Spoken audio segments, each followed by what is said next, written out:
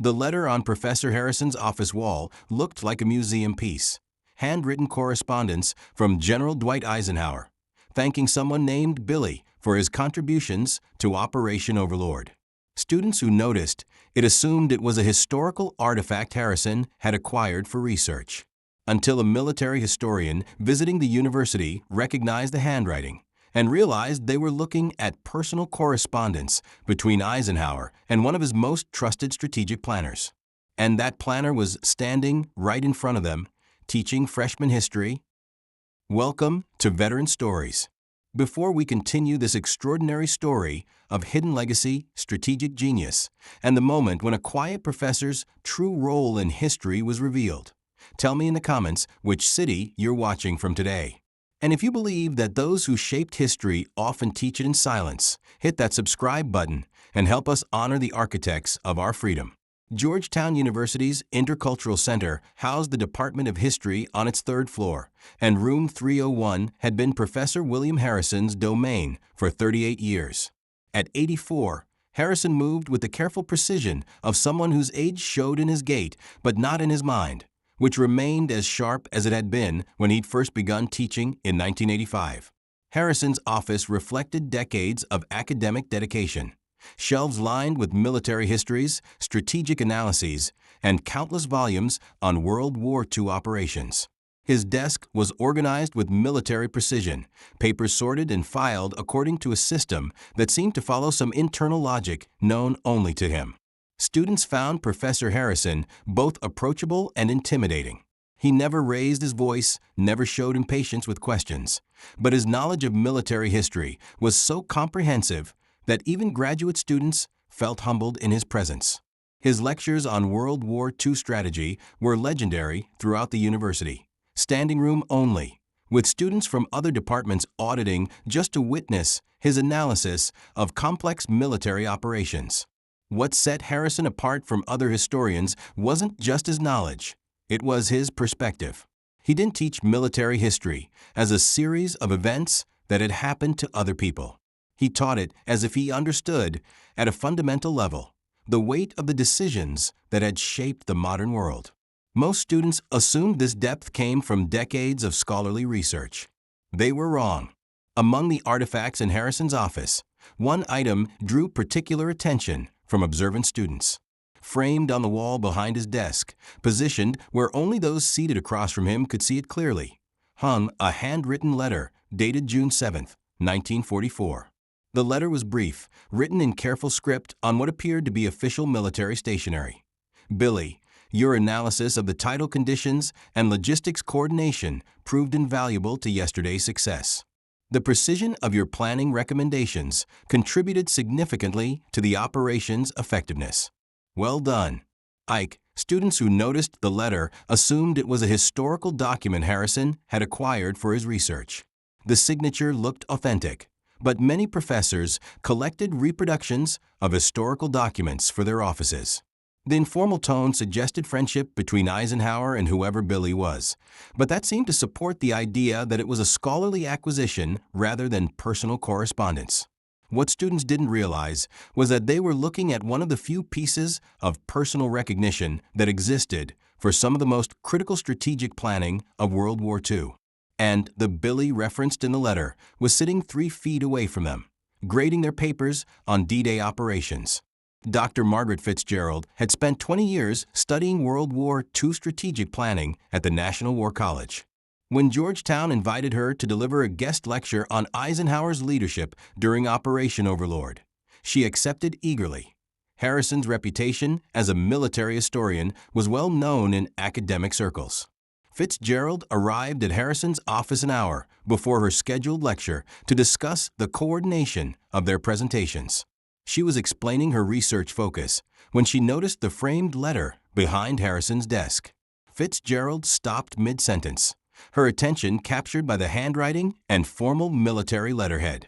As someone who'd spent decades studying Eisenhower's correspondence, she recognized his distinctive script immediately. "Professor Harrison," she said carefully, "that letter from Eisenhower, is that an original?"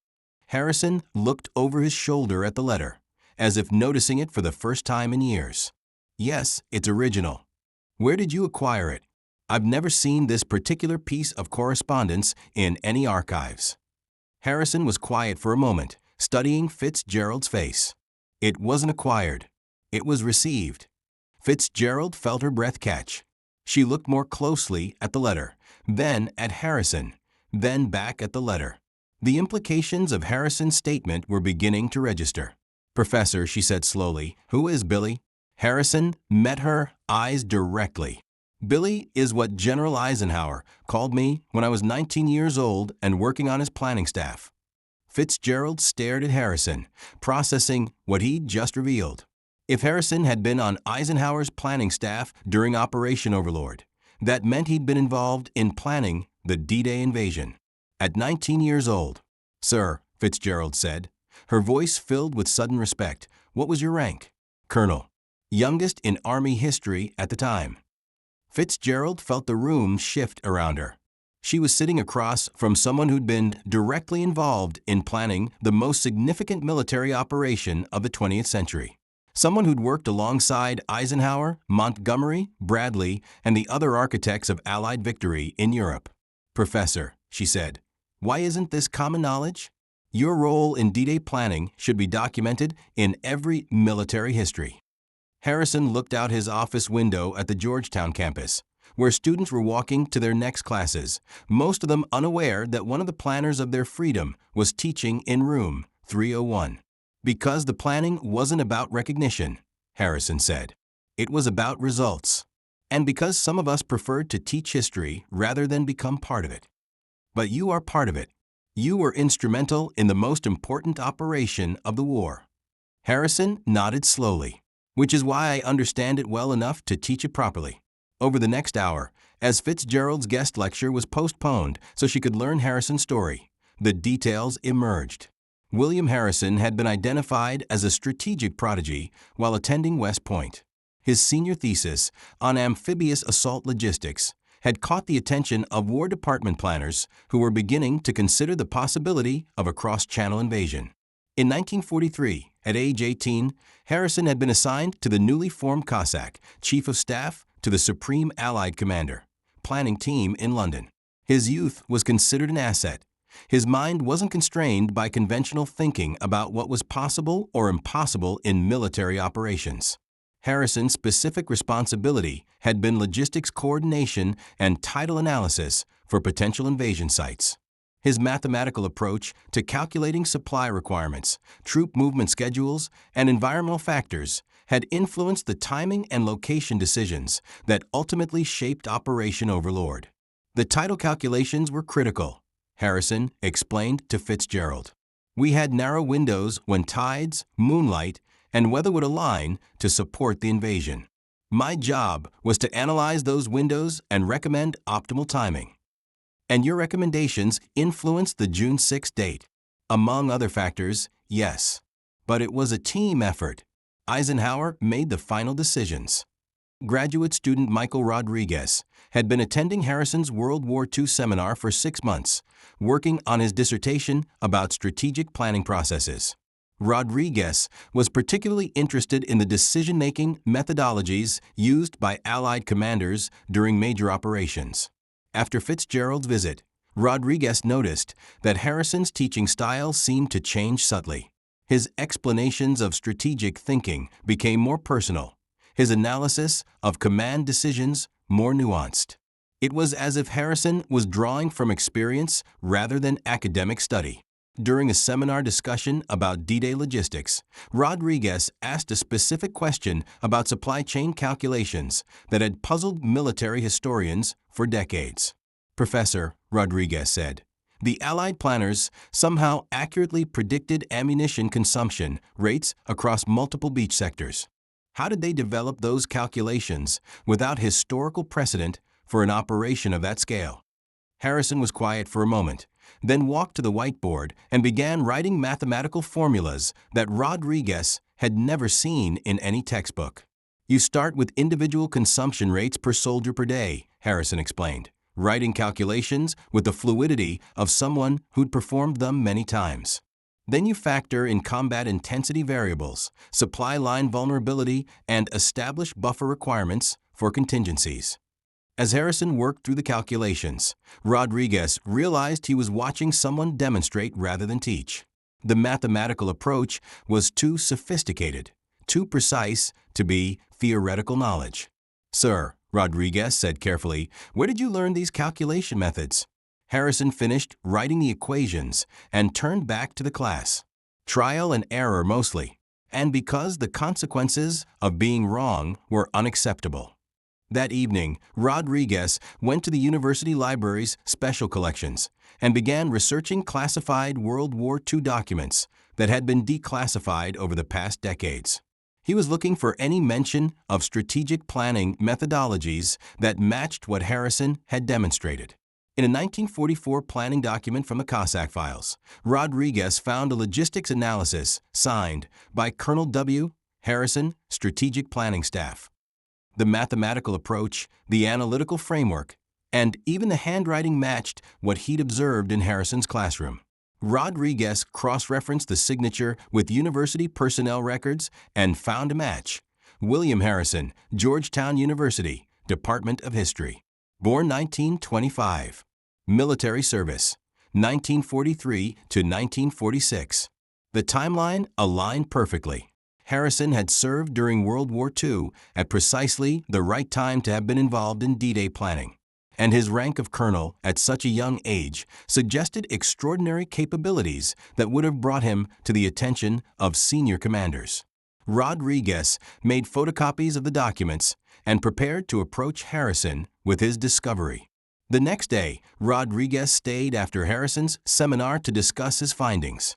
He waited until other students had left, then approached Harrison's desk with the copied documents. "Professor," Rodriguez said, placing the papers in front of Harrison, "I found something interesting in the archives." Harrison looked down at the documents, his own strategic analysis from 60 years earlier, his signature clearly visible on planning recommendations that had influenced the D-Day invasion. "Where did you find these?" Harrison asked quietly. "National Archives, recently declassified." "Sir, this is your work, isn't it? You were actually involved in planning Operation Overlord." Harrison studied the young graduate student's face, seeing the excitement of discovery mixed with respectful curiosity. "Yes," Harrison said simply. "I was involved. But why haven't you ever mentioned this? Your first-hand experience with strategic planning at that level, it's invaluable for understanding how these operations actually worked." Harrison collected the documents and handed them back to Rodriguez. "Because I've spent 40 years teaching students to analyze history objectively. If they knew I was personally involved, it would change how they approach the material." "How?" "They'd stop thinking critically and start accepting my perspective as definitive. Good historians question everything, even their professors." Word of Harrison's background spread carefully through the Georgetown History Department, not as gossip or publicity-seeking, but as professional recognition of someone whose experience provided unique insights into one of history's most studied military operations. The department chair, Dr. Patricia Walsh, approached Harrison about documenting his experiences for historical preservation. Military historians had long wondered about certain aspects of D-Day planning that had never been fully explained in official records. "Professor Harrison," Walsh said during a private meeting, "would you consider participating in an oral history project? Your first-hand knowledge of strategic planning processes could fill gaps in the historical record." Harrison was hesitant. "I've spent my career teaching students to rely on documented evidence, not personal recollections." "But your recollections are part of the documented evidence. They're just evidence that's been sitting in your memory instead of in archives." Harrison considered this. What would be the focus? Planning methodologies, decision-making processes, the human side of strategic thinking. Not operational details that might still be sensitive, but the intellectual framework that made the operation possible. Harrison agreed to participate in a limited oral history project, focusing on strategic planning education rather than operational details. The sessions were conducted by military historians from the National War College and Georgetown's graduate program. What emerged was extraordinary. Harrison's recollections filled gaps in the historical record that had puzzled scholars for decades. His explanations of planning methodologies provided insights into how Allied commanders had managed the complexity of coordinating multiple nations, services, and operational requirements. The most important lesson, Harrison told the historians, was that strategic planning isn't about having perfect information. It's about making optimal decisions with incomplete data, then adapting when reality diverges from your projections. How did you learn to think strategically at such a young age? Harrison smiled. Necessity. When you're 19 years old and General Eisenhower is asking for your analysis of tidal conditions that will affect 150,000 Allied troops, you learn to think clearly under pressure. The oral history sessions revealed Harrison's role in developing analytical frameworks that were still taught at military academies. His approach to logistics planning had influenced modern military operations in ways that were only now being understood. 2 years after Rodriguez's discovery, Harrison received an invitation that surprised him. The National World War II Museum in New Orleans was establishing a new exhibit on D-Day planning, and they wanted Harrison to serve as a consultant and featured contributor.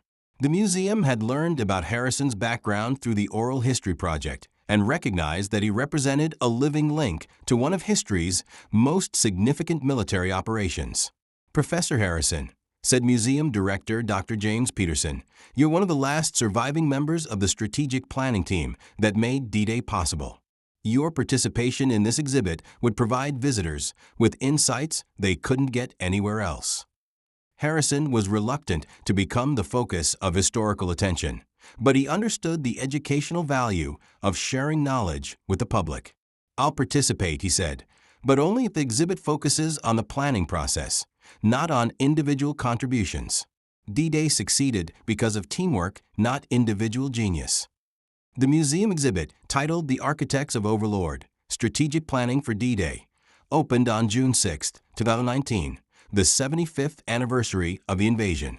Harrison contributed artifacts from his personal collection, including his original planning documents and correspondence from Eisenhower. But more importantly, Harrison provided video commentary that explained the intellectual process behind strategic planning. Visitors could hear, in Harrison's own words, how Allied planners had approached the challenge of coordinating the largest military operation in history. Strategic planning, Harrison explained in one video segment, requires you to think simultaneously about thousands of variables. Weather, tides, enemy responses, supply chains, casualty rates, communication systems. The art is understanding how all these factors interact and influence each other. The exhibit attracted military historians, strategic planners, and visitors who wanted to understand how complex operations were conceived and executed. Harrison's contributions provided the human perspective that brought dry strategic concepts to life. Harrison's revelation about his D-Day involvement transformed his teaching, though not in ways his students might have expected. Rather than focusing more on his personal experiences, Harrison used his background to teach broader lessons about strategic thinking and historical analysis. Understanding how something happened, Harrison told his students, is more important than knowing that it happened. When you study military operations, don't just memorize dates and outcomes. Analyze the decision-making process that led to those outcomes. His courses became even more popular as students realized they were learning from someone who'd participated in creating the history they were studying.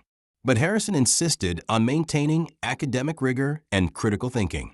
The fact that I was involved in planning D-Day doesn't make my analysis automatically correct, he told his classes. Question my interpretations. Challenge my assumptions. Good historians trust but verify, even when their professor was actually there. In 2021, at age 96, Harrison delivered what he announced would be his final lecture as a Georgetown professor. The auditorium was packed with current students, alumni, fellow faculty, and military historians who'd come to hear from one of the last surviving architects of Allied victory in World War II. Harrison's lecture wasn't about D-Day operations or his personal experiences. It was about the responsibility of studying history and the importance of understanding strategic thinking in modern contexts. History isn't just about the past, Harrison told the audience.